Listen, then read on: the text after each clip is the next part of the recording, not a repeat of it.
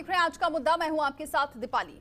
किसानों का विरोध प्रदर्शन धीरे धीरे एक राज्य से दूसरे राज्य तक पहुंच रहा है। कोविड के तहत लागू कई पाबंदियों के बीच किसान प्रदर्शन के लिए सड़कों पर उतर रहे हैं। उन्हें प्रशासन की कार्रवाई का भी डर नहीं है। उन्हें डर है कि उनका भविष्य खतरे में है। ये डर सरकार की तरफ से कानूनों में किए जा रहे बदलाव की वजह से है। वो कानून जो किसानों की खेती से लेकर फसल की बिक्री तक पर असर डालने वाला है। आज के मुद्दे पर हम इसी विषय पर करेंगे चर्चा। सरकार की तरफ से लाए जा रहे तीनों अध्यादेश को लेकर आखिर किसान विरोध क्यों कर रहे हैं, साथ ही ये भी जानने की कोशिश करेंगे कि आनन फानन में इन अध्यादेशों को लेकर आने की वजह क्या है। आखिर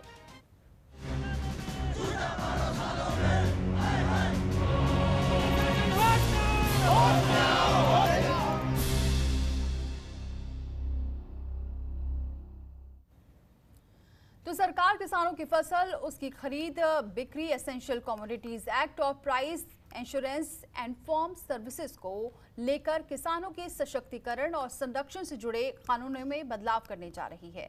सरकार इसके लिए 3 अध्यादेश लेकर आई है। सरकार जो बदलाव करने जा रही है, किसान उसके खिलाफ है। लिहाजा पंजाब, हरियाणा, उत्तर प्रदेश के किसान सड़क पर हैं। बड़े पैमाने पर विरोध प्रदर्शन किया जा रहा है। लिहाजा सरकार को बयान जारी करना पड़ा है जिसमें वो आश्वासन दे रहे हैं कि नए कानूनों से किसानों को बहुत बड़ा फायदा होने वाला है। क्या सोचते हैं किसान और सरकार का क्या कहना है, इसी पर हम चर्चा करेंगे। लेकिन सबसे पहले आप देखिए ये रिपोर्ट।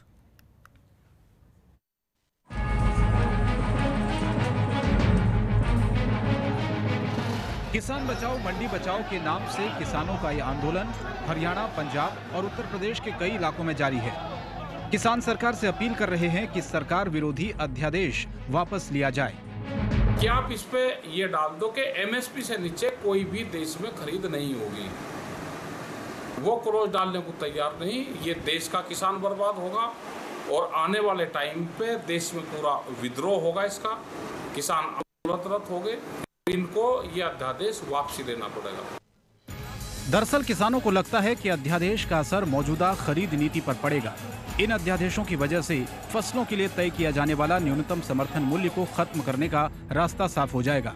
लिहाजा कृषि ऑर्डिनेंस लाए जाने के बाद से केंद्र सरकार का विरोध लगातार जारी है। अब इस मामले ने सियासी रंग भी ले लिया है। अध्यादेश के माध्यम से किसानों के साथ कटोराघात किया है, विश्वासघात किया है और एडी चोटी का इसका विरोध हम लोग करने जा रहे हैं।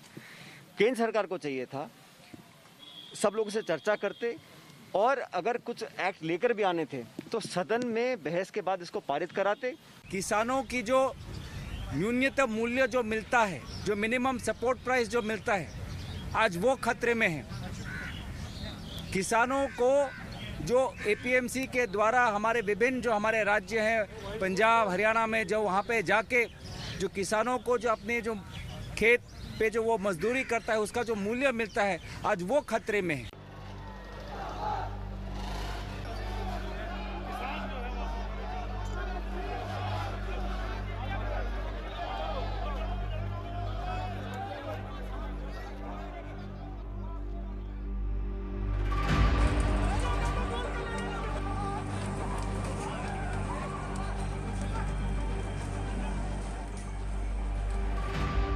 सरकार लगातार बताने की कोशिश कर रही है कि किसानों का हित उनके लिए सर्वोपरि है। लिहाजा सारे कानून उन्हें सशक्त बनाने के लिए किए जा रहे हैं। लिहाजा कांग्रेस पार्टी को फटकार भी लगाई जा रही है।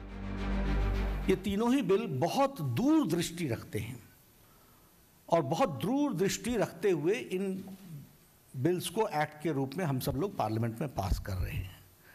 यह किसानों के उत्पाद का, प्रोड्यूस का दाम बहुत तीव्र गति से आगे बढ़ाने वाले ये तीनों ही बिल रहने वाले हैं। सरकार का ये दावा है कि नए कानून की बदौलत किसानों को आजाद हवा मिलेगी, लेकिन किसान है कि मानने को तैयार नहीं। ये बैठकों के जरिए आगे के विरोध प्रदर्शनों की रणनीति तय कर रहे हैं। ब्यूरो रिपोर्ट, जनतंत्र टीवी।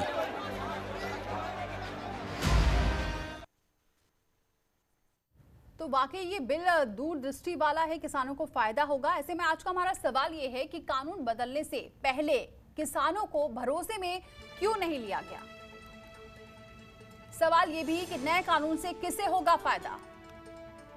सवाल ये भी उठ रहा है कि देश में क्षेत्र की दिक्कतें अलग, तो वन नेशन वन मार्केट कैसे है उचित। इसके अलावा सवाल ये भी कि कॉर्पोरेट और एग्रीकल्चर सेक्टर के लिए बिजली की दर एक कैसे।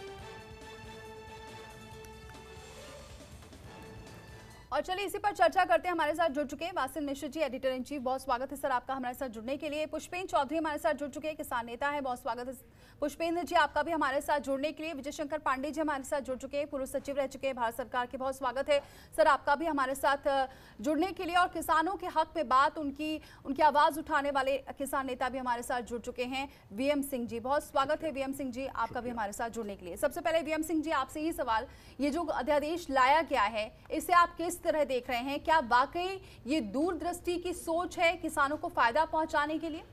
जैसे नड्डा साहब ने कहा आपकी फाइल रिपोर्ट के अंदर, दूरदृष्टि किसानों को बहुत दूर लेके जाएगा खेती से। ये उनकी दृष्टि में हो सकता है, पर आज इनसे किसान का घर जल रहा है, उसका चूल्हा खत्म हो रहा है, किसान बर्बाद हो रहा है। उसको बचाने का काम करना है। अगर किसान नहीं चाहता है ये अध्यादेश, इनको बिल में कन्वर्ट क्यों कर रहे हो? जबरदस्ती क्यों कर रहे हो? मजबूर क्यों कर रहे हो? अरे ऐसे ही मजबूरी है काम क्यों नहीं करते हो? जितने आपके छोटे कर्मचारी हैं उनको वेतन में बढ़ा के दे दो, मजबूर कर दो। मजबूरी हमारे साथ क्यों? हमें अगर देना है, मजबूर करना है, तो आप एक काम करो ना, 20 लाख करोड़ जो प्रधानमंत्री ने कहा था रिलीफ पैकेज, उसके अंदर से हमारे गन्ने का पैसा तत्काल दे दो, बाद में मिलों से ले लो। पर वो नहीं करेंगे, केवल कॉर्पोरेट को फायदा करेंगे और किसान को बर्बाद करने का काम करेंगे। और उसमें नाम लिया जाएगा कि किसानों के कंधों से बंदूक चला के नाम लिया जाएगा कि किसान को फायदा कर रहे हैं। अरे किस किसान को फायदा होगा इन अध्यादेशों से? अगर तीनों अध्यादेश देखो आप, इन्होंने कह दिया है, पहले वाले एसेंशियल कमोडिटीज एक्ट जो है संशोधन में, इन्होंने कह दिया है कि अनाज को हम आवश्यक वस्तु मानते ही नहीं है, एसेंशियल कमोडिटी नहीं मानते। विरोधाभास देख लीजिए, मोदी जी ने तेज तेज कहा 5 किलो गेहूं दूंगा, 5 किलो धान दूंगा सबको। जब वो वस्तु जो है एसेंशियल कमोडिटी नहीं है, आवश्यक नहीं है, तो फिर आप क्यों दोगे? और दोगे तो फिर आप इसको कैसे कह रहे हो कि आवश्यक नहीं है, और वहीं पर पीडीएस से हटा दोगे आवश्यक नहीं है। तो जब पीडीएस से हट जाएगा तो खरीद नहीं करोगे, एमएसपी नहीं होगा। और एमएसपी अगर होगा भी, खरीद नहीं करोगे तो वही हाल होगा जो मक्के का हाल है। 1760 रुपए मक्के का प्रति क्विंटल रेट है और 700-800 में जा रहा है। उस पे यही है कि आज की तारीख में किसानों का है मिनिमम सपोर्ट प्राइस चाहिए, गारंटी चाहिए, जिसकी लड़ाई हम 10 साल से लड़ रहे हैं। ना कांग्रेस सरकार ने दिया, ना ये सरकार दे रही है। उनने बेवकूफ बनाया, ये भी बेवकूफ बना रहे हैं। स्वामीनाथन रिपोर्ट के अंदर जो एमएसपी की बात है, एक वही चीज तो किसान मांग रहा है इतनी देर से कि हमें गारंटी दो, इससे कम कोई खरीदेगा नहीं। क्यों? एमएसपी क्या होता है? एमएसपी हमारी लागत का जो मूल्य है उसके ऊपर से हमारा जो प्रोड्यूस है उसका मूल्य तय करते हैं। उसमें क्या है? डीजल हम लेते हैं, खाद हम लेते हैं, कीटनाशक लेते हैं, मिनिमम लेबर देते हैं, सरकारी रेट पे देते हैं, उसी रेट के ऊपर एमएसपी तय होती है। और वो भी किसान को ना मिले तो बहुत अन्याय है ये। बिल्कुल। लेकिन अब पुष्पेंद्र जी, यहाँ तो सरकार ये कह रही है कि अब कहीं भी बेच सकते हैं, और अब किसान है आजाद हो गया है। पहली बार ये आजादी किसान को मिली है। देखिए, किसान से कोई भी माल खरीदे, व्यापारी खरीदे, एक्सपोर्टर खरीदे, प्रोसेसर खरीदे, कोई आपत्ति नहीं है। मेन आपत्ति इन बिलों में ये है कि नंबर 1, मिनिमम सपोर्ट प्राइस, जिसको सरकार कहती है कि ये कम से कम इतना मूल्य तो किसान को अपनी लागत का, मेहनत का मिलना चाहिए। एक तो इसको इंश्योर करने की बात है। इसको कानूनी जामा आप क्यों नहीं पहना देते हैं? आप जब ये कह रहे हैं कि हम अच्छे दाम मिलेंगे, यानी मिनिमम सपोर्ट प्राइस से ज्यादा दाम आप इसमें परिकल्पना आपने की होगी कि ज्यादा दाम मिलेंगे, तो आप उसको कानूनी जामा पहना दीजिए कि भाई मिनिमम सपोर्ट प्राइस से नीचे कोई भी व्यक्ति किसान का माल, उपज नहीं खरीदेगा, और उसका भुगतान जो है समयबद्ध सीमा में, जो भी 2 दिन, 5 दिन, 7 दिन से ज्यादा ना हो, कर देगा। ये 2 चीजें यदि इंश्योर कर ली जाती हैं तब हमें कोई किसी किस्म की आपत्ति इसमें नहीं होगी। इस चीज को करने में सरकार को क्या आपत्ति है, जबकि इनको खुद नहीं खरीदना है, प्राइवेट आदमी को खरीदना है। तो प्राइवेट आदमी के ऊपर यदि ये बंदिश लगा दें कि भाई आप एमएसपी से नीचे नहीं खरीद सकते किसी हालत में भी किसान से, तो समस्या का हल हो सकता है। लेकिन जिस तरीके से इसमें किया जा रहा है कि जल्दबाजी में इसको पास कर दिया जाए और ये गारंटी ना दी जाए, उससे ही किसान के मन में ये आशंका आती चली जा रही है। और जो मंडी सिस्टम है वो भी समाप्त नहीं होना चाहिए। जो सरकारी खरीद का सिस्टम है वो पैरेलल चलता रहेगा, उसके साथ ये सिस्टम आप लागू करें, लेकिन इसमें भी एमएसपी की व्यवस्था बाध्यकारी हो कानूनी रूप से, तब कोई आपत्ति मेरे ख्याल से किसान को नहीं होगी। वासिफ जी, यहाँ पर समझ में ये नहीं आता कि कोई भी कानून बना लिया जाता है, लेकिन ये सवाल है कि जिसके लिए आप बना रहे हैं, जिसके लिए सोच रहे हैं, उनसे कोई सुझाव नहीं लिया जा रहा है, किसी संगठन से बातचीत नहीं की गई और कानून लाया गया, और उसके बाद भी अभी भी ये मानने के लिए भी नहीं तैयार है कि वाकई किसान के हितैषी हैं, या फिर क्योंकि वो लाठी डंडे सब खा रहे हैं, प्रदर्शन कर रहे हैं, लेकिन सुनने वाला कोई नहीं है। ये टिपिकल वर्किंग है मौजूदा सरकार की, वो चाहे नोटबंदी का मामला हो, जीएसटी लागू करने का मामला हो, या कोविड-19 के वक्त लॉकडाउन करने का इशू हो, या फिर उसको अनलॉकडाउन करने का इशू हो। ये टिपिकल वर्किंग स्टाइल है इस समय की केंद्र सरकार की, कि वो फैसले पहले ले लेते हैं, उसके बाद जो उसके स्टेक होल्डर्स हैं जिनसे कि जुड़े हुए वो निर्णय होते हैं उनको सूचित किया जाता है, और फिर सरकार की तरफ से दावा किया जाता है कि ये निर्णय उस वर्ग के लिए फ़ायदेमंद है, उस क्लास के लिए फ़ायदेमंद है, उस तबके के हित में है, इसलिए सरकार ने निर्णय लिया है और इसके दूरगामी परिणाम होंगे। जैसा कि बीएम सिंह जी ने कहा कि जेपी नड्डा साहब अभी हमारे चैनल पर भी बोल रहे थे, हम लोगों ने अपने दर्शकों को दिखाया, जब आलोचना शुरू हुई संसद के अंदर से लेकर बाहर तक और अलग अलग राज्यों से जब किसानों ने आंदोलन शुरू कर दिया, तब सरकार की तरफ से क्लैरिफिकेशन नहीं आ रहा है। जेपी नड्डा साहब आगे आए हैं और जेपी नड्डा साहब दावा कर रहे हैं कि जो नया का बदलाव है ये किसानों के हित में है, लेकिन उसको वो बता नहीं पा रहे हैं, काउंट नहीं करा पा रहे हैं कि किस तरह से किसानों के हित में है और किस तरह से दूरगामी उसके फायदे होंगे। वर्तमान को बर्बाद करके भविष्य का आप अगर सपना दिखाना चाहते हैं तो कहाँ तक उचित है। जब वर्तमान ही नहीं बचेगा, जब किसान ही नहीं बचेगा, तो किसान के लिए भविष्य में के लिए जो उसकी योजनाएं बनी हैं उन योजनाओं का लाभ क्या है।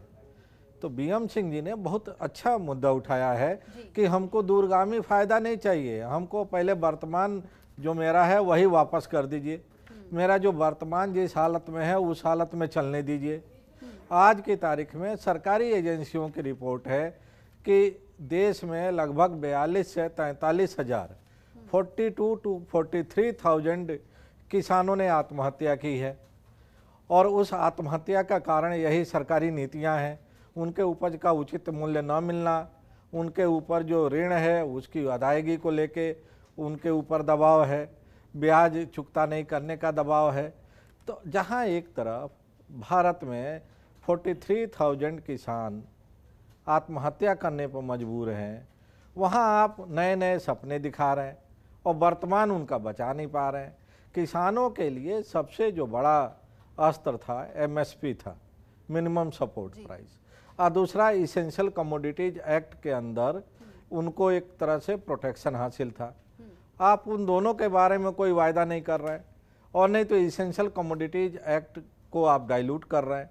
तो जब इसेंशियल कमोडिटीज एक्ट डाइल्यूट हो जाएगा, जैसा कि बीएम सिंह जी ने कहा था, कि तब परचेज नहीं करेगी सरकार किसानों के उपज को, और जब परचेजिंग नहीं होगा तो फिर उन वर्ग का क्या होगा जिनको आप बीपीएल कार्ड होल्डर मानते हैं, जिनको आप गरीबी की रेखा से नीचे मानते हैं, जिनको आप पब्लिक डिस्ट्रीब्यूशन सिस्टम के जरिए मुफ्त में राशन मुहैया कराते हैं, तो उनका क्या होगा। आगे चल के धीरे धीरे आप उनको भी खत्म कर देंगे। बिल्कुल, और यहाँ पर अब सवाल यही है कि वैसे तो इस कोरोना काल में भी अगर सबसे ज़्यादा जिन्होंने साथ दिया है वो किसान ही थे, किसान ही बाहर निकले, और किसान की वजह से ही जो विकास दर थोड़ी बहुत दिखाई दे रही है वो किसानों की बदौलत ही है। और किसानों के साथ क्या हो रहा है वो आपके इसी विषय पर अब चर्चा कर रहे हैं। आगे भी हम विजय शंकर पांडे जी का भी रुख करेंगे, लेकिन एक छोटा सा ब्रेक ले रहे हैं, फौरन लौटते हैं।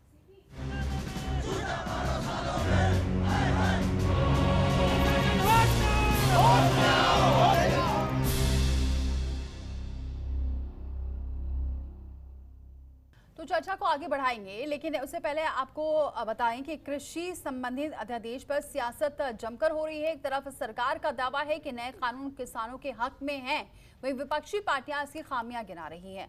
आप भी सुनिए क्या कहना है। रहेगा ना, मैंने कहा एमएसपी था, है और रहेगा। ये एमएसपी का जो इस देश में प्रणाली लागू हुई है वो किसानों को हित को देखकर बनाई गई थी। अब समर्थन मूल्य अगर खत्म कर देंगे तो किसान को मजबूरन जो कालाबाजारी करते हैं, जो जमाखोरी करते हैं, उनके हाथ के वो मोहरे बन जाएंगे। आज डिजिटल दुनिया आ गई है, हम इंटेलिजेंस भी दे रहे हैं आपको, हम आपको इंफॉर्मेशन भी दे रहे हैं। आपको पता चलता है कि भाई नहीं, यहां नहीं, नोएडा में ज्यादा अच्छा दाम मिल रहा है, तो आप नोएडा चले जाएंगे, आपको उसकी छूट है। तो हम सरलीकरण कर रहे हैं, किसान को छूट दे रहे हैं, ऑप्शन दे रहे हैं। मंडियों को बंद करने का काम कर रहे हैं और जो लघु किसान है, छोटा किसान है, वो पिछली आर्थिक मंदी में, कोरोना में वैसे दुखी परेशान था, उसके पेट पर लात मारने का काम किया है। देश भर में आज सभी लोग इसका विरोध कर रहे हैं। मैं इसके साथ साथ ये बताना चाहता हूं, आज कांग्रेस पार्टी इन बिलों का विरोध कर रही है। इसका दोहरा चेहरा है। ये हमेशा हर चीज में इनका काम राजनीति करना है।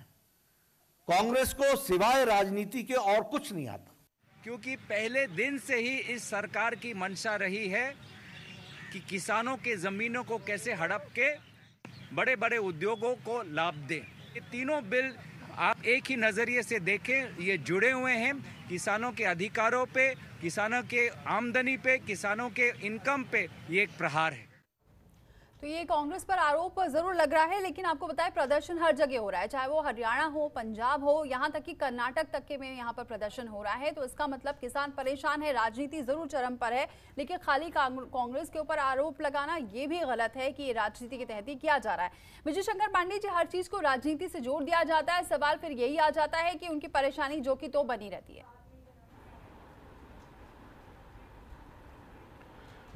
देखिए दीपाली जी, इस जो विषय आज चर्चा हम कर रहे हैं, इसके बारे में कुछ महत्वपूर्ण तथ्य हैं इनको मैं संज्ञान में लाना चाहूँगा। पहला ये कि हमारी देश की अर्थव्यवस्था में सबसे दो कमज़ोर वर्ग हैं, एक है मजदूर, दूसरा है किसान। और इसलिए जब कभी भी इसके बारे में कोई नीति बनाई जाए और इसके बारे में कोई नीति में परिवर्तन लाया जाए तो उस पर बहुत गंभीरता से विचार किया जाना चाहिए और इस वर्ग के लोगों जो भी इनकी आवाज़ है उसको ज़रूर सुना जाना चाहिए, क्योंकि ये बड़ा कॉम्प्लेक्स है। और अधिकांशतः देखिए आप पाएंगे कि जो बड़े बड़े वो अर्थशास्त्री हैं और जितने भी आपको बड़े बड़े न्यूज़पेपर में लिखने वाले लोग हैं, वो हमेशा इस बात की वकालत करते रहे कि बाज़ार खोला जाए, मुक्त बाज़ार के पक्ष में वो हमेशा इस बात की वो पैरवी करते रहे जो सरकार करने जा रही है। देखिए इसमें दोनों तरफ से पक्ष है, लेकिन मैं जो कहना चाहता हूँ वो ये कि ये किसान बड़ी कमज़ोर कड़ी है हमारी अर्थव्यवस्था की, इसलिए इसके बारे में सबसे पहले एक तो बहुत गंभीरता से विचार किया जाना चाहिए। देखिए ऑर्डिनेंस के माध्यम से इस प्रकार के बड़े परिवर्तन बिल्कुल नहीं लाए जाने चाहिए। और ये बहुत दुखद है कि इतनी बड़ी, देखिए 60% लोग आज हमारे देश के किसानी पर निर्भर हैं। आप इतने बड़े वर्ग के लोगों के जीवन के बारे में परिवर्तन ला रहे हैं मूलभूत, वो भी ऑर्डिनेंस के माध्यम से। ये बहुत दुखद है, ये नहीं किया जाना चाहिए, नंबर एक। नंबर दो, देखिए जो मुख्य किसान, देखिए बाजार व्यवस्था के साथ एक बड़ी चीज़ जुड़ी हुई है, मांग और सप्लाई, डिमांड और सप्लाई। कृषि एक अकेला क्षेत्र है जो पूरे बाजार से एकदम अलग है। कैसे? देखिए यहाँ पर मांग तो 12 महीने रहती है, सप्लाई 1 महीने में आ जाती है। इसलिए इस सेक्टर का, कृषि सेक्टर की सबसे बड़ी ये विशेषता है कि यहाँ पर एक ही महीने के अंदर, अप्रैल महीने में सारा गेहूं आ जाएगा, पूरा देश उसको 12 महीने खाएगा। तो मांग तो 1/12 है, सप्लाई 12 गुने हो गई। आप स्पष्ट जान लीजिए कि जो अर्थशास्त्र है वो कहता है उसका दाम एकदम गिर जाएगा। इसीलिए आज जैसा कि बात उठ रही है, किसानों की आत्महत्या होती है, इसलिए सरकारों को एमएसपी मूल्य समर्थन योजना लानी पड़ी। अब आप अगर इसको पूरे परिपेक्ष को देखिए तो ये बात उभर कर आती है, सबसे पहले किसान के बारे में परिवर्तन नीति में करने से पहले आप इनसे गहन विचार विमर्श करिए, ऑर्डिनेंस का रास्ता छोड़ दीजिए। नंबर 2, देखिए, ये मुक्त बाजार व्यवस्था किसानी पर लागू नहीं होगी। इसलिए नहीं होगी कि यहाँ पर वो बाजार व्यवस्था का जो मूल है डिमांड सप्लाई का, यहाँ क्रैश कर जाएगा। इसलिए इसके बारे में आपको बाजार से हटकर अलग व्यवस्था करनी पड़ेगी। देखिए, ये कहना बहुत आसान है कि वो किसान को छूट दे दी जाए जिसको चाहे बेचे। देखिए, अगर ये छूट दी जाती है तो जो मंडी की व्यवस्था है वो ध्वस्त हो जाएगी, क्योंकि मंडी की व्यवस्था चलती है किसान के मंडी शुल्क से। आप अगर शुल्क नहीं देंगे तो मंडियां बंद होना तय है इनका। उसके बाद क्या होगा, किसान इस बाजार व्यवस्था पर निर्भर हो जाएगा। और जो हमारी MSP की योजना है, देखिए, मैं इस व्यवस्था में 38 साल मैंने काम किया है। मैं बड़े विश्वास से आपसे कह दूं, आज से 10-20 साल पहले तो ये व्यवस्था उत्तर प्रदेश के परिप्रेक्ष्य में मैं बोल रहा हूँ, कुछ ठीक ठाक चलती थी। अब ये व्यवस्था बहुत खराब हो चुकी है और जो क्रय केंद्रों की जो पूरी श्रेणी हुआ करती थी जिसके माध्यम से MSP लागू होता है, वो ध्वस्त हो गया है। आज भी क्रय केंद्रों के माध्यम सीधे नहीं होता, बिचौलिए काम करते हैं। तो अब आप सोचिए, अगर आपने ये व्यवस्था लागू की बिना सोचे विचारे, तो इसका दुष्परिणाम आगे आने वाले समय में आएगा। मैं जो कहना चाह रहा हूँ वो सिर्फ ये, एक तो आप इसके बारे में गहन चर्चा करिए। जो भी किसान के रिप्रेजेंटेटिव्स हैं, VM सिंह साहब बैठे हुए हैं, ये लगभग 30-35 वर्ष से किसानों के लिए संघर्ष कर रहे हैं, मैं जानता हूँ। और इन्होंने आज तक वो रास्ता नहीं छोड़ा, आज तक उनकी लड़ाई नहीं छोड़ी। बैठ के बात करिए। इस तरह के बहुत समूह हैं, उनसे पूछिए आखिर आप क्यों परेशान हैं। मुझे ये पता है कि MSP सरकार बंद करने वाली नहीं, क्योंकि अगर सरकार ये बंद करेगी तो सरकार उसी दिन गिर जाएगी। तो मैं तो ये स्पष्ट कर सकता हूँ कि MSP की व्यवस्था बंद करने का दम इस देश में किसी सरकार में नहीं है, उसी दिन खत्म हो जाएगी। लेकिन MSP बंद ना भी करे तो भी ये जो व्यवस्था लागू करने जा रहे हैं आप, ये व्यवस्था किसान की रीढ़ तोड़ देगी।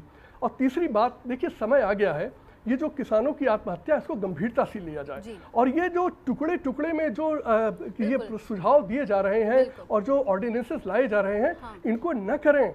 ये आप देश की 60% जनसंख्या, मतलब कितना होता है, 80 करोड़ लोगों से के बारे में आप जीवन के बारे में बात कर रहे हैं। बिल्कुल सही कह रहे हैं सर। अब तो ये जाग जाएं कि इतने किसान आत्महत्या कर रहे हैं, लेकिन उनकी ये इस तरीके के ऑर्डिनेंस बिल लाकर और परेशान करने वाली बात हो रही है। VM सिंह जी, कितना सहमत नजर आ रहे हैं आप विजय शंकर पांडे जी की बात से? नहीं, पांडे जी की बात से सब सहमत हैं, बल्कि यहाँ पर जो भी देश के अंदर कोरोना काल में किसान की एक रोटी खाएगा, पांडे जी की बात नहीं कर रहा, मैं देशवासियों की बात कर रहा हूँ। कहीं ना कहीं उसका दिल पसीजेगा किसान के लिए, जब किसान आज खड़ा है और रो रहा है और आत्महत्या कर रहा है। पता नहीं सरकार को क्या हो गया है जो अध्यादेश लेके आई है। पहले मैंने आपको बताया, दूसरा जो कह रहे 1 नेशन 1 मार्केट, अभी आपके फाइल शॉट में फिर सुना इन लोगों को। ये कांग्रेस और भाजपा की लड़ाई में किसान फुटबॉल बन गया है। हमें चाहिए, हमें कोई उत्साह नहीं रहा, हम खुद बाहर आ रहे हैं भाई। उनको लगता है कि कहीं कांग्रेस बैक कर रही है, कोई कौन बैक कर रहा है, नहीं। किसान की जीविका का सवाल उठता है। आज बच्चों की खेती, जो खेती करते हैं उनकी शादी नहीं हो रही है, उनकी नौकरी नहीं मिल रही है। आज जो ऑर्डिनेंस की मैं बात कर रहा हूं आपको, 1 नेशन 1 मार्केट की बात करते हो, 86% हमारा किसान जो है वो 2 हेक्टेयर से कम का है, लगभग 2.5-3 एकड़ जमीन उसके पास है। उसी में चारा बोता है, उसी में अनाज बोता है, उसी में सब्जी बोता है। अभी नड्डा जी ने कह दिया जहां आपको अच्छा मिले चल जाओ, आपको छूट दे दी। पहले किसने बेड़ियां डाली थी हमारे हाथ में भाई? पर मेरे पास तो, जिसके पास 3 एकड़ जमीन है, उसके पास तो साधन नहीं है कि वो 10 किलोमीटर दूर चल जाए। वो टेम्पो में अपना लेके जाता है सामान, और जिस दिन पहुंच जाता है वहां पर, जैसे पहुंचता है टेम्पो कहता है खाली करो, निकलेंगे, जिस भाव में उसका बिकता बेच के आता है। वो आज ऐसा हाल हो गया है, वो कहां जाएगा? कलकत्ता, कहां जाएगा? कहीं और वहां पर उसको मिलता है क्या? 3 वर्किंग डे में पैसा मिलेगा तुम्हें, आज छोड़ जाओ, सैटरडे संडे निकाल के 5 दिन में पैसा मिलेगा। कौन जाएगा वहां पर? और फिर अरे गन्ना किसान देख लो ना, उत्तर प्रदेश का, पूरे देश का 14 दिन में पेमेंट होती है, 14 महीने निकल जाते हैं। और वहां तो हम देर व सवेर कोर्ट जाके करा देते हैं ना। यहां पर इस ऑर्डिनेंस में लिखा है, 1 नेशन 1 मार्केट वाले में, इसमें स्पष्ट लिखा है कि आप कोर्ट नहीं जा सकते, jurisdiction of the court is barred. क्या करोगे? बोले आप जाइए, रिकंसिलिएशन के लिए एक बोर्ड बनेगा, एसडीएम बनाएगा, एसडीएम बनाएगा। उसकी अपील कहां होगी? बोर्ड की, एसडीएम के पास। उसकी अपील क्या होगी? जिला अधिकारी के पास। क्या तमाशा बना रखा है कि मैंने अगर 20 क्विंटल अपने बेचे हैं, आम किसान के पास 86% किसान के पास 20-30 क्विंटल से ऊपर अनाज नहीं होता बेचने का। उसने 20 क्विंटल बेचे हैं, उसको अगर 30,000 मिलना, 40,000 मिलना है, वो चक्कर काटते रहेगा, अप डाउन करते रहेगा। वो हमें एक दिन, अभी पुष्पेंद्र भाई ने कहा 2-3-4 दिन जो भी है उसको सेटल, नो कोई सॉर्ट आउट नहीं, तत्काल पेमेंट हो। मैं तो उसमें हूं कि गन्ने का भी तत्काल पेमेंट हो। ये क्या तमाशा बना रखा है? हम अगर डीजल लेते हैं हमें क्या 4 दिन की मोहलत देते हो? हम खाद देते हैं मोहलत देते हो? मोहलत क्या देते हो? जिस दिन हम खाद लेते हैं सोसाइटी से उसी दिन मीटर चालू हो जाता है इंटरेस्ट का। ये किसान जो है देश को खिलाता है, किसान को बेवकूफ बनाने का बात मत करो। सबके सब जो है आज भाजपा जो है कह रही है हम किसान के लिए कर रहे हैं। अरे किसान के लिए कर रहे हो तो किसान चाहता भी हमें बख्श दो, हमने कोरोना में तुम्हारी सेवा करी है, हमें ऐसा इनाम ना दो कि हमारे बच्चे जो आज बुरा हाल हैं उनकी आपने नौकरी छीन लिया, कोरोना में नौकरी छीन लिया, नोटबंदी में, अगर खेती में हम जीविका उनको देना चाहते हैं तो कहीं तो हमें बख्शो भाई। जी बिल्कुल, इस पर आगे चर्चा करेंगे और भी, और क्योंकि यहाँ पर एक और ब्रेक लेना है, या फौरन लौट रहे हैं।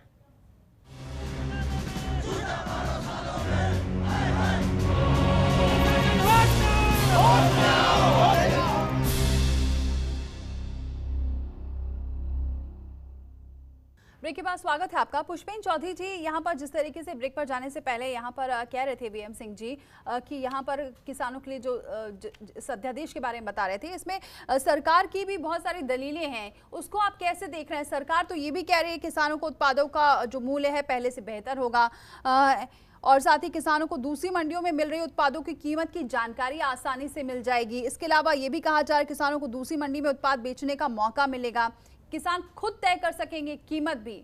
इतने सारे फायदे किसानों के लिए गिना रही है, इसे कैसे देख रहे हैं आप? देखिए, अपनी कीमत किसान स्वयं तो तय नहीं कर पाता, ये तो बहुत स्पष्ट है। इस सारे मुद्दे में विवाद की जड़ ये है, जैसा कि पांडे साहब ने बताया, कि जो किसानों के प्रतिनिधि हैं या किसान नेता हैं, उनसे कंसल्टेशन किए बगैर ही या तो नीति आयोग में बैठे हुए बाबुओं ने या राजनेताओं ने इस पे एक निर्णय ले लिया कि हम क्रांतिकारी बदलाव इस क्षेत्र में, कृषि क्षेत्र में करने जा रहे हैं।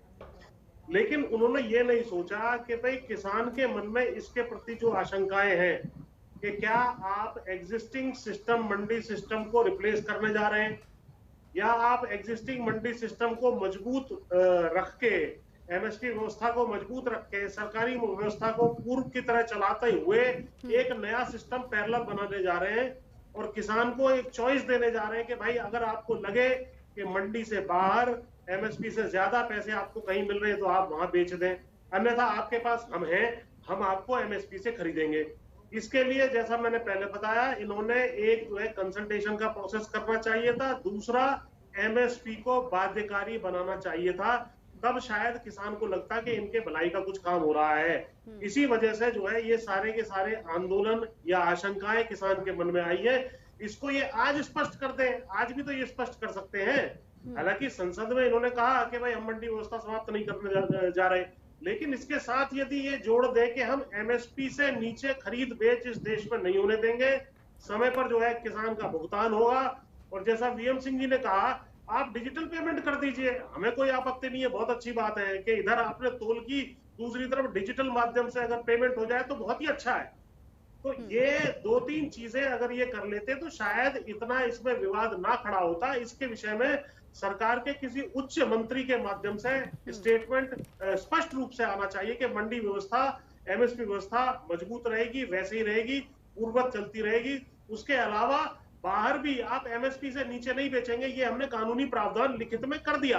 लिखित में ये जो नहीं कर रहे हैं, इसकी वजह से शक बढ़ता चला जा रहा है, आंदोलन बढ़ता चला जा रहा है। जी अब वासिन जी, जिस तरीके से अभी कुछ देर पहले विजय शंकर पांडे जी ने कहा था कि किसान एक बहुत कमजोर कड़ी है, और क्या ये कमजोर कड़ी है इसीलिए इसका फायदा भी उठाया जाता है, बहुत आसानी से हर चुनावों में बरगला लिया जाता है?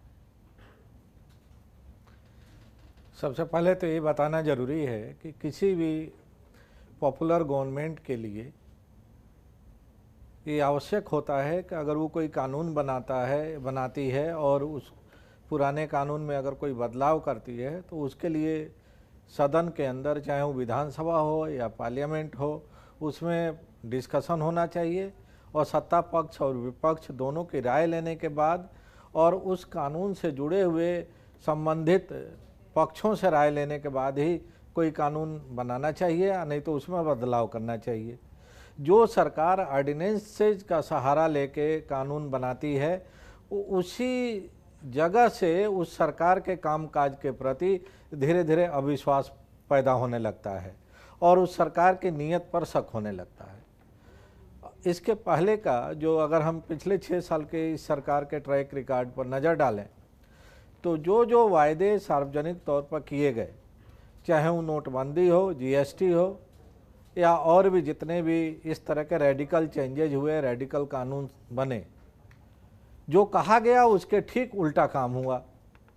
तो इसलिए किसानों के मन में सरकार के पुराने ट्रैक रिकॉर्ड को देख के एक अलग तरीके का डर बना हुआ है, एक आशंका है। और जो वन नेशन की बात हर चीज़ में कही जाती है, जब जीएसटी लागू किया गया था तब भी कहा गया था कि वन नेशन वन टैक्स होगा।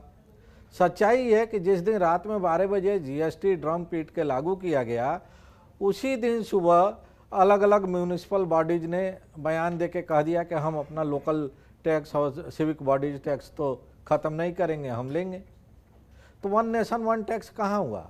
आज भी मल्टीपल टैक्सेज हैं मल्टीपल सिटीज में। उसी तरह से जब वन नेशन वन एक्ट या एक कानून की बात हुई, वन एक देश एक विधान की, तो एक तरफ कुछ राज्यों में जहाँ के पहले से उनको स्पेशल स्टेटस हासिल था, वहाँ उनसे वह स्पेशल स्टेटस वापस लिया गया और क्लेम ये किया गया कि वन नेशन वन विधान के तहत ये किया जा रहा है। और दूसरी तरफ नॉर्थ ईस्ट में अलग व्यवस्था कर दी गई, अलग समझौते कर दिए गए, वहाँ 2 तरह का झंडा, 2 तरह का संविधान की मंजूरी दे दी गई।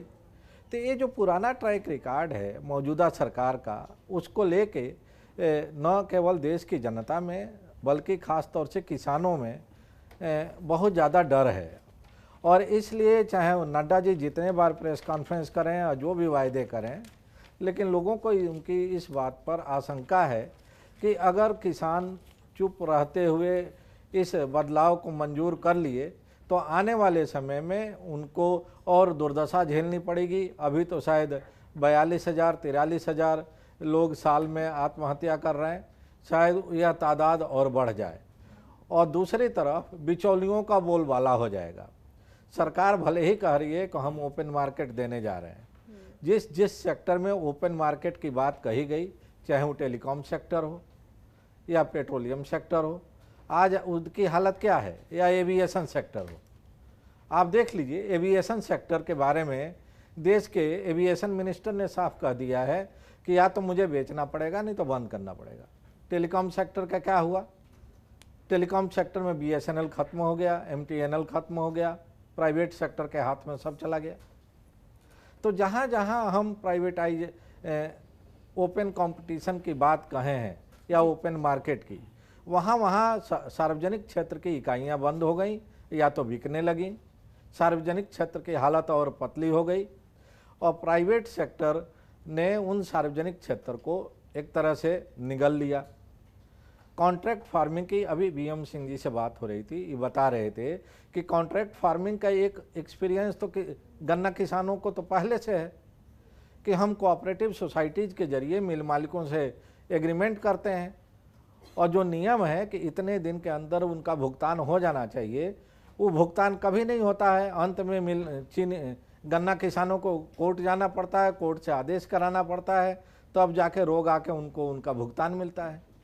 तो जहाँ एक तरफ हम खुले बाजार की बात कर रहे हैं, हमको नहीं लगता है कि भारत के किसान अभी इतने विकसित हैं और इतने साधन संपन्न हैं कि वे इस खुले बाजार का और खुले कानून का लाभ उठा पाएंगे।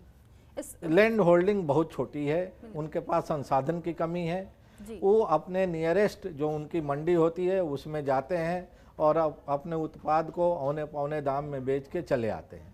इस हालत को देखते हुए जो नया बदलाव की तैयारी चल रही है या ऑर्डिनेंस के जरिए जो बदलाव कर दिया गया है, जिसको अब संसद से रेटिफाई कराना चाह रही है सरकार, वो मुझे नहीं लगता है कि किसानों के हित में है। जी, क्योंकि भासिन जी कॉन्ट्रैक्ट फार्मिंग की बात कर रहे थे, तो BM सिंह जी आप बताइए इसके बारे में। मैं आपसे कहना चाहूँगा, बड़ा अच्छा लगता है जिनने बड़े बड़े इन्होंने नॉमेनक्लेचर जो चेंज करके बड़े कर दिए हैं कि भाई किसान प्रोग्रेस करेगा, ये करेगा। कॉन्ट्रैक्ट फार्मिंग के अंदर उन्होंने कह दिया कि किसान की किस्मत खुल जाएगी। हमारी किस्मत को ताला तो उस दिन लग गया था 67 साल पहले जब हम लोगों ने अग्रीमेंट किया था, कॉन्ट्रैक्ट के अंदर किया था, फॉरम सी का अग्रीमेंट किया था, सोसाइटी के माध्यम से किसानों ने किया था मिल मालिकों के साथ जो कि कॉर्पोरेट हैं, उनका हम लोग सोसाइटी पूरी की सोसाइटी में करीब वाशन जी 45,000 मेंबर होते हैं, सब मिलके उनका सामना नहीं कर सकते। यहां तो कॉन्ट्रैक्ट होगा एक एक आदमी के साथ, 5 साल का होगा, 15 साल का होगा, 20 साल का होगा, और उसमें मालूम है क्या है, उसमें है कॉन्ट्रैक्ट में फिर वही टाइम फ्रेम है 3 दिन 5 दिन का पेमेंट का। पर पहली चीज है उनके हिसाब से आप बीज लेंगे, उनके रेट पे खाद लेंगे, उनके हिसाब से काम करेंगे। फिर एक इंस्पेक्शन क्लॉज है। इंस्पेक्शन क्लॉज क्या है? अगर उनको लगता है कि ठीक नहीं है तो छोड़ देंगे, तो कहां जाओगे आप? आपको याद होगा पेप्सिको के अंदर 1990 में पेप्सिको आई थी, टमाटर आलू के उन्होंने कॉन्ट्रैक्ट किए थे, और वो कॉन्ट्रैक्ट के अंदर फिर ग्रेडिंग चालू कर दी थी। वो ग्रेडिंग चालू करके बोले ठीक नहीं है, इसमें चिप्स नहीं बनेंगे, इसमें केचप नहीं बनेगी, ये बेकार, ये बेकार, ये बेकार, किसान बर्बाद हो गया। और दूसरा जो आपने पॉइंट आउट किया विषय, वो भी बहुत महत्वपूर्ण है कि आप कोर्ट नहीं जा सकते। मैं वही मैं अभी आप उस पर आ रहा हूं, मैं उस पर मैं आ रहा हूं। अब यहां पर तो आप देखिए कि आपने कह दिया इंस्पेक्शन के तहत करेंगे, मतलब हम आपके रहमो करम पे हमेशा रहेंगे। आपके पांव छूते रहेगा किसान कि भाई तू मेरा ये काम कर देना भाई, नहीं तो यार मैं मर जाऊंगा, मैंने इतना लोन हो गया, मेरे पे इतना हो गया, वगैरह वगैरह। और दूसरी बात, अगर आपकी पेमेंट नहीं होती, कुछ नहीं होती, तो आप कोर्ट का दरवाजा नहीं खटखटा सकते। बार है कोर्ट पे जाने के लिए, कहां जाओगे? फिर वही process, SDM, reconciliation board, conciliation board के बाद एसडीएम की अपील, फिर फलां की अपील। और एक चीज इसमें कॉन्ट्रैक्ट फार्मिंग में आपसे कहना चाहूंगा, कॉन्ट्रैक्ट फार्मिंग 2 टाइप की हो सकती है। एक जो हम लोग करते आ रहे हैं 67 साल से, और 30 साल पहले निकाल दी बाहर, जो वापस लेके आ रहे हैं पेप्सिको की। और दूसरी है कि ठेके पे जमीन हमसे ले लें। वो अगर ठेके पे अडानी अंबानी 1-1 लाख एकड़ ले लेंगे, जैसे अमेरिका में होता है, न्यूजीलैंड में होता है, ऑस्ट्रेलिया में होता है, 1 लाख एकड़ ले लेंगे तो कितने लोगों की जीविका जाएगी? कम से 2.5 एकड़ की अगर एवरेज ले लें तो 40,000 परिवारों की जीविका जाएगी।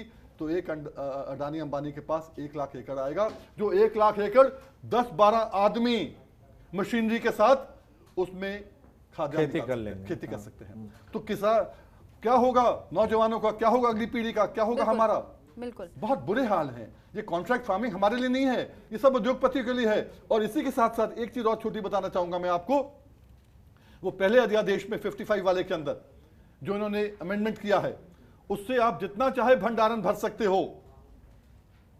भंडारण आप भरोगे, बाहर से खरीदते हो, क्योंकि एपीएमसी के अंदर टैक्स है, बाहर टैक्स नहीं है।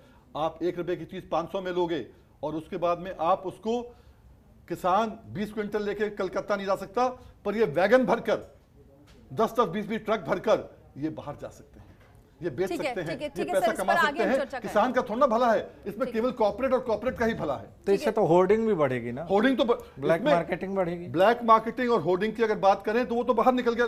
जब आप एसेंशियल कमोडिटी में नहीं आ रहे, हाँ, तो वो कवर तो 3/7 आपको लागू नहीं होगा। हाँ, कवर में नहीं होगा। ये विजय शंकर जी से आप मालूम कर सकते हैं, 3/7 लागू नहीं होगा आप पे। ठीक है, इस पर विजय शंकर पांडे जी से मैं लूंगी प्रतिक्रिया, लेकिन यहाँ पर ब्रेक लेना है क्योंकि सभी मेहमान बने हुए हैं। एक और ब्रेक, फौरन लौट रहे हैं।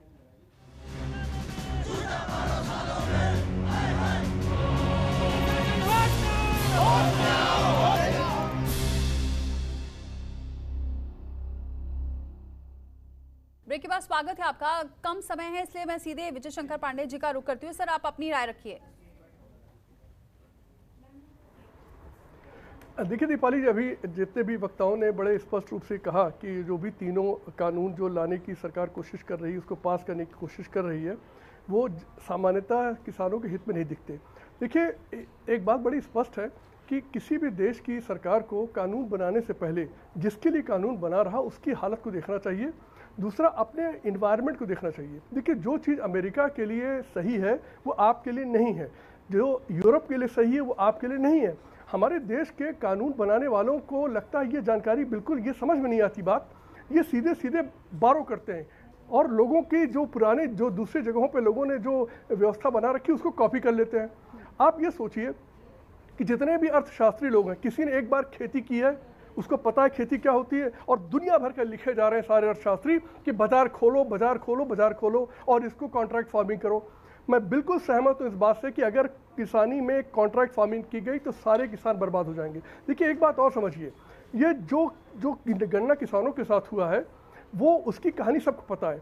गन्ना किसान क्यों लुटते हैं, सरकार क्यों नहीं सुनती? क्योंकि हर साल गन्ना मिल जो है वो एक मुश्त धनराशि सरकारों को रिश्वत के रूप में देती है। मुझे कहने में कोई वो नहीं है, और वीएम सिंह से आप पूछ लीजिए, वो अमाउंट भी बता देंगे आपको। यही हालत हमारे देश के किसानों की होने वाली है। ये जो बड़े बड़े कॉरपोरेट्स हैं, ये जिस दिन इन्होंने खेती पर अपना चंगुल बनाया, किसानों की जो कुछ सुनी जा रही है वो भी सुनना बंद हो जाएगी। क्यों? अभी किसान और सरकार के बीच में कोई नहीं है, इसलिए सरकार इनसे डरती है क्योंकि ये संगठित नहीं है। जैसे बीच में एक व्यक्ति आया, वो सारी चीज़ों को अपने आप मैनेज करने लगेगा, वही सब इन लोगों को दिखाने लगेगा, सब्जबाग दिखाने लगेगा, और शोषण जो करेगा तो इनकी आवाज़ भी नहीं उठने पाएगी। जो आज किसान संगठित हैं किसी तरीके से, इस संगठन को तोड़ने की ताकत इन सब कॉरपोरेट्स में है। इस बात को हमारे जो दो मित्र बैठे हैं इससे कृषि के संबंध में जो आंदोलन करते हैं वो अच्छी तरह समझ रहे हैं। इसलिए मेरा ये कहना है सरकार को चाहिए कि सारे जो किसान के जो नेता लोग हैं, उनके जो पक्ष हैं, उनका पूरा ध्यान से सुने और जल्दबाजी में कोई कदम न उठाएं, और ये ऑर्डिनेंस के माध्यम से इस प्रकार के परिवर्तन तो बिल्कुल ना लाएं, और कॉर्पोरेट फार्मिंग और ये मंडियों को खत्म करने का ये दुर्भाग्यपूर्ण निर्णय होगा। इसको बिल्कुल इससे अपना कदम वापस ले लेना चाहिए। बिल्कुल पुष्पेंद्र चौधरी। देखिए, जैसा कि मैंने आपको बताया कि इसमें एक्सटेंसिव कंसल्टेशन का जो प्रोसेस है वो इन्होंने नहीं अपनाया, पहली बात। और जो भी आशंकाएं थी, जिसमें मिनिमम सपोर्ट प्राइस सबसे बड़ी आशंका है, उसको दूर करने में सरकार कहीं ना कहीं विफल रही है। और ऑर्डिनेंस के माध्यम से जल्दबाजी में इसको लाने के उसमें और डिस्कशन ना होने के कारण, क्योंकि ये 70 साल से चल रहा था, तो एक आध साल और चल जाता, उसके बाद इसको ले आते। और लेकिन इसमें कंसल्टेशन करते, एमएसपी प्रोसेस, पेमेंट का क्या वो होगा, और जो न्यायालय में नहीं जाने वाली बात है उनका क्या होगा। तो इन सारी बातों का निदान करके यदि किसान के हित में कोई बात की जाती तो किसान इतना कोई बेवकूफ भी नहीं है कि जो अपने हित की बात को ना समझता। उसको यदि करते तो इसको थोड़ा आसानी से किया जा सकता था। अब इसमें ये चार जो हमने अमेंडमेंट बताए हैं उनको करके और किसानों को बुला के आज भी ये कुछ करें, आगे के लिए इसको टाल दें, तो मेरे ख्याल से सबके हित में होगा। जी, आखिरी सवाल वीएम सिंह जी, कि अब अगला कदम क्या होगा किसानों का? देखिए, किसान तो अब आंदोलन पे आ गया है। अब ये सरकार को देखना है कि सरकार जो कहती है हमें मजबूरी के, हमें इसको हमारे गले में फंदा डाल रही है, तो किसानों को खुद देखना है कि हम कहां जाएंगे, कैसे करेंगे। केवल एक चीज मैं आपके माध्यम से सरकार को बताना चाहता हूं। मोदी जी 2014 में जब आप आए थे, आपने कहा था 1.5 गुना लागत का दाम, स्वामीनाथन का दाम दूंगा, जो कांग्रेस ने नहीं दिया। उसके लिए अध्यादेश का बिल लेके आ जाइए। जो आपने उत्तर प्रदेश के किसानों को कहा था, रिकॉर्डिंग नहीं हो तो मेरे पास सब रिकॉर्डिंग पड़ी हुई है, हर मीटिंग में कहा था कि आपको कर्जे की मुक्ति दूंगा, कर्ज माफ करूंगा, वो कर दीजिए। जो आपने वायदा किया वो तो आप कर नहीं रहे हैं, आप दूसरे वायदे बना रहे हैं कि इससे फायदा होगा, इससे फायदा होगा। ये जुमलों की राजनीति बंद करें। किसान ने कोरोना के अंदर देश को खिलाया है, सेवा करी है, उसको उसका दंड मत दीजिए। चलिए, अब देखना ये होगा कि सरकार सुनती है ये ऑर्डिनेंस को जो लाया गया है, इस पर सरकार का अगला क्या कदम होता है, क्योंकि सरकार जब तक इन संगठनों से बातचीत नहीं करेगी तब तक ये मेरे ख्याल से अब जो किसान हैं वो आंदोलन कर रहे हैं और प्रदर्शन कर रहे हैं। आगे आने वाले दिनों में ये प्रदर्शन और हावी हो सकता है। बहरहाल बहुत बहुत शुक्रिया आप सभी मेहमानों का हमारे साथ जुड़ने के लिए, इस चर्चा में शामिल होने के लिए। और इसी के साथ फिलहाल इतना ही, लेकिन खबरों का सिलसिला जारी।